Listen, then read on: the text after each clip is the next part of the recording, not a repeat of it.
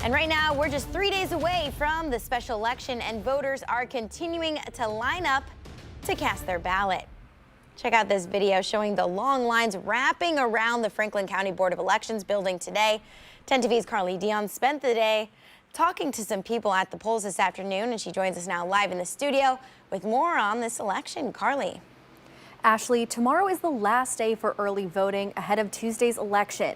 Today I spoke with a poll worker at the Franklin County Board of Elections who tells me these long lines we've been seeing for the past few weeks for early voting are unheard of for a special election or even a primary.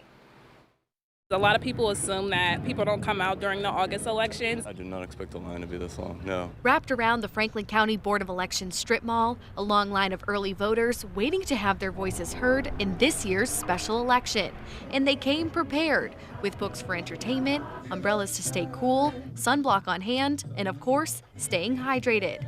Miss Black Ohio, Jocelyn Edwards, explains what brought her to the polls to vote early. I will actually be working the election, so I won't have time to be able to submit my selection. And while many voters are here to exercise their civic duty, others are here for different obligations. I'm here just to, make sure I don't get the wife on my case. No matter what your reason is for showing up, the question coming before Ohio voters on the ballot is a measure that, if passed, would make it harder for citizens to make changes to the Constitution. If they don't stand up in this election, then it'll be too late. Current law states a 50% vote plus one is needed to pass an amendment. This simple majority has been in place for more than 100 years. Issue 1 would require a 60% majority to pass a new amendment. It would also make changes to getting an amendment on the ballot, requiring signatures from at least 5% of voters in all 88 counties. Right now, signatures are only required from 44 counties. Lastly, it would eliminate the 10-day period for citizens to replace any signatures deemed invalid by the Secretary of State's office. My fear that could come out of the election is that many people not realize that their right has been taken away in some form.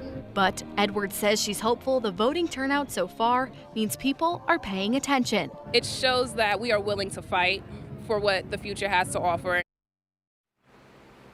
Now, for those looking to vote early, the polls will be open for just 4 hours tomorrow from 1 to 5. All mailed absentee ballots must be postmarked by Monday, and the polls open at 6:30 a.m. on Election Day this Tuesday. Now, we also have a link to find your polling location on our website, 10tv.com/featured links. Carly Dion, 10 TV News. Carly, thank you. Now, in order to vote in person, you do need a valid form of ID. So here's what qualifies: a state ID like a driver's license, or a federal ID like a passport, passport card, or military ID. Now, if you don't have a photo ID, you can still vote using a provisional ballot.